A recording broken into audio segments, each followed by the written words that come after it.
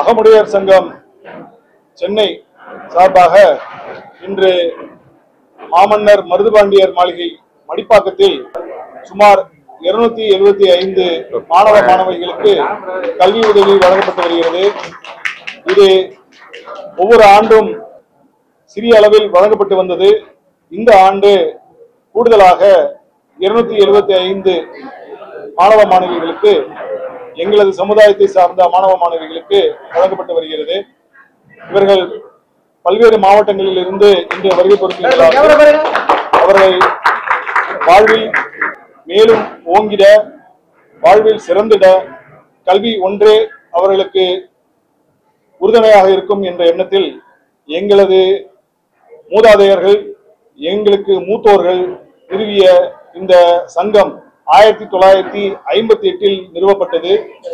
அதன் முதல் கல்வி உதவி வழங்கி வருகிறது. அதன் அடிப்படையில் இந்த ஆண்டு இந்த மண்டபத்தில் இருந்த வருமானத்தில் இருந்தும் மற்றும் எங்களது உறவினர்கள் மற்றும் சமுதாயத்தை சார்ந்தவர்கள் கொடுத்த நன்கொடையின் சேர்த்து சுமார் 12 ரூபாய் இன்று இந்த மாணவ மாணவிகளுக்கு வழங்கப்பட்டுள்ளது. அதே போல அடுத்த ஆண்டு இந்த எண்ணிக்கையை பலப்படுத்தி ஒரு 1000 மாணவ ஏதுவாக மாவட்ட வாரியாக எங்களது சங்கத்தில் உள்ள நிர்வாகிகளை பலப்படுத்தி அவர்கள் மூலியமாக இந்த கல்வித்தொகை வழங்கப்பட உள்ளது. அதற்கு ஏதுவாக பணத்தையும் அதற்கு ஏதுவான தொகையையும் இந்த மண்டபத்தில் இருந்தும் மற்றும் நன்கொடைகளில் இருந்தும் பெற்று பல மற்ற அறக்கட்டளைகளின் கூட்டோடும் இதை செய்யலாம் என்று நாங்கள் முடிவெடுத்திருக்கிறோம். அதற்கு இன்று வந்திருக்கும் மாணவ மாணவிகள் பல பேர் இந்த சிறு உதவியாக இருந்தாலும் அது அவர்களுக்கு பேருதவியாக இருக்கும் என்று எண்ணுகிறார்கள். ஏனென்றால் இவர்களுக்கு தேர்ச்சி முறை என்பது எங்களது சங்கத்தின் சார்பாக அப்படி எடுக்கப்பட்டிருந்தது. அதில் முக்கியமாக தாய் தந்தையற்ற அதேபோல அடித்தட்டு மக்களுக்கும் அரசு பள்ளியில் பயிலும் மாணவ மாணவிகளுக்கும் முதல் பிரெஃபரன்ஸ் கொடுத்து அவங்களுக்கு தான் இந்த கல்வித் தொகை வழங்கப்பட்டுள்ளது. அதனால இதில் மேற்கொண்ட ஆண்டுகளில் இவர்கள் மேலும் மேலும் இந்த கல்வி உதவி பெற்று கல்வியில் மேம்பட, வாழ்வில் மேம்பட எனது வாழ்த்துக்கள். நன்றி, வணக்கம். ஒவ்வொரு மாவட்டத்திலிருந்தும் சுமார் ஒரு 30 to 50 பேர் வந்திருக்காங்க. அவர்கள் சிலர் டிரான்ஸ்போர்ட் காஸ்டே வந்துட்டு போறதுக்கு 2 பேருக்கு 2000 ரூபாய் 3000 ரூபாய் ஆகும்ன்ற சிலர் வர முடியாத காரணத்தினால அவங்களோட இதெல்லாம் இன்னைக்கு நான் கணக்கில் எடுத்துக்கல. அவங்களுக்கு தனியாக அந்த இடத்துல ஒரு நிகழ்ச்சி நடத்தி அவங்களுக்கு கொடுக்கலான்னு முடிவு எடுத்திருக்கோம். நல்லா மெத்த படித்த குழந்தைகளுக்கு இந்த கல்வி உதவி அவங்களுக்கு மேல வளர்றதுக்கு உதவும். சுமாராக படித்த குழந்தைகளுக்கு, சுமாராக மதிப்பெண்கள் வாங்கின குழந்தைகளுக்கு அவங்க மேம்படுறதுக்கு எங்களுக்கு சங்கத்துக்கு சொந்தமான ஒரு 10 கிரவுண்ட் இடம் செங்குன்றத்துல இருக்கு, மறைமலை நகர் பக்கத்துல. அதுல ஒரு ரோபோட்டிக் சென்டர், ட்ரைனிங் சென்டரை நிறுவறதுக்காக நாங்க ஒரு 2 நிறுவனத்துக்கிட்ட பேசிட்டு இருக்கோம். ஒன்னு ரோபோட்டிக் சென்டர் ட்ரைனிங் சென்டர், இன்னொன்னு செமிகண்டக்டர்ஸ் ஃபிட் பண்ற அது ஒரு ட்ரைனிங் இன்ஸ்டிடியூட்.